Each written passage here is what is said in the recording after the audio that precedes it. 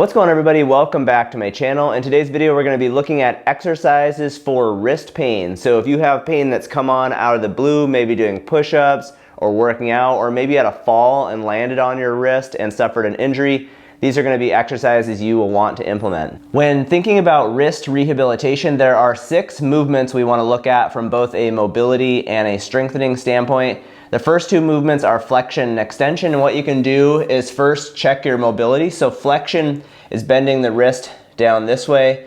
The wrist should have 80 to 90 degrees of wrist flexion mobility, so you can test that on yourself, and if it's limited, then you can perform exercises where you're going up and down like this several times throughout the day. You can push with the other hand to kind of stretch the wrist just to the point of discomfort. Don't push into pain. Okay, so we've got wrist flexion. Then we also have wrist extension. This will be closer to 70 to 80 degrees. We have a little bit less wrist extension. Same kind of thing. You can do reps like this. Usually I'll tell people to do mobility exercises 3 to 5 times throughout the day. Again, you can kind of push with the other hand and work on gaining your range of motion. Once your range of motion is getting back to full range of motion, you can then take a dumbbell, usually around 5 pounds, and we're going to strengthen our wrist extensor muscles and our wrist flexor muscles. So to do this, you put your arm on a table like this with your hand hanging off, and for the first one, we're going to have our palm down, and we're going to strengthen the wrist extensors on the top of the forearm.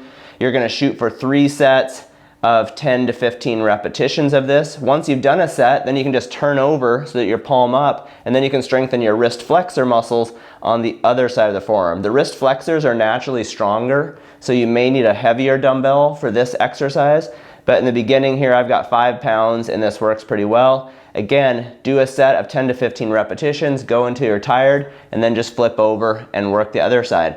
Okay, so those are our first 2 movements. We've got wrist flexion and extension, and then we're strengthening the wrist extensors and the wrist flexors. Our next 2 movements are ulnar and radial deviation. So what this looks like is ulnar deviation is moving towards the pinky side of our hand. This will be a little bit greater. We'll have about 30 to 40 degrees of ulnar deviation when the wrist is healthy. And then radial deviation is going towards the radius, which is on the thumb side, and that will be closer to 20 to 30 degrees. So again, if you notice that you're limited either direction, then you want to incorporate that as a mobility exercise several times throughout the day. I usually will tell patients 3 to 5 times each day. As your mobility is coming back, we always want to work on mobility first. As your mobility starts to come back, then you can strengthen these 2 movements.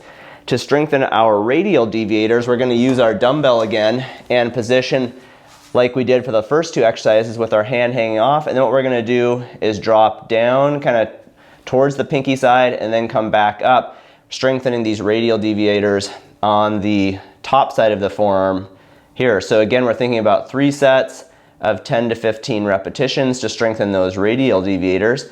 You can't really use the dumbbell to strengthen your ulnar deviators. You have to try and turn your arm over. So what works better for this is to use a piece of TheraBand. I've got a long piece here. I'll put a link for this down in the description. It's easy to buy this in different colors. You're going to tie a loop in it, put it around your hand, and then what I'm going to do is I'm going to turn this way. You can see a little bit better. I'm going to loop it around my hand like this. I'm going to pull towards my thumb, and then what I'm going to do is move my wrist into ulnar deviation. So I'm moving towards my pinky side. I have to fight against the band to go into ulnar deviation and strengthen those muscles on the pinky side of my forearm that move my wrist into ulnar deviation. So it kind of looks like this. You can see it a little bit better. I'm just keeping tension on the band. I'm finding a band that's challenging. And again, it usually works well to support yourself on a table like this, and then just to move nice and slow through that movement. Again, thinking about 3 sets of 10 to 15 repetitions.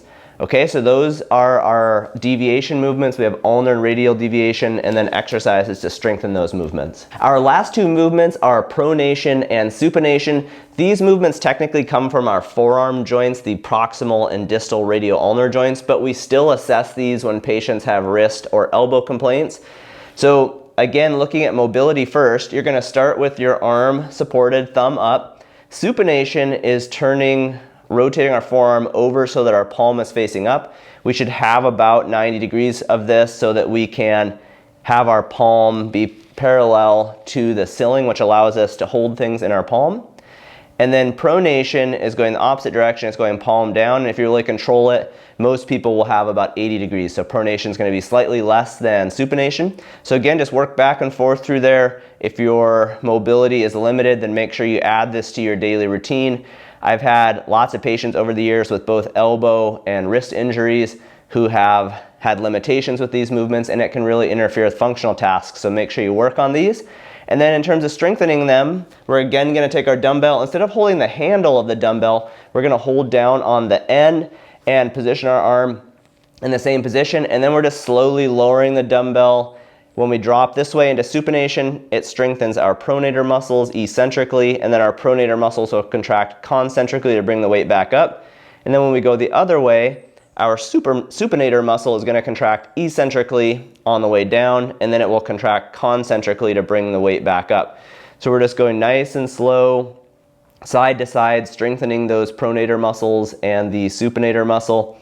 Again, thinking about 3 sets of 10 to 15 repetitions as a general sort of starting point. Make sure you pick a weight that's challenging but doesn't cause you more than mild pain. You also want to feel like you get some level of muscle fatigue at the end of this.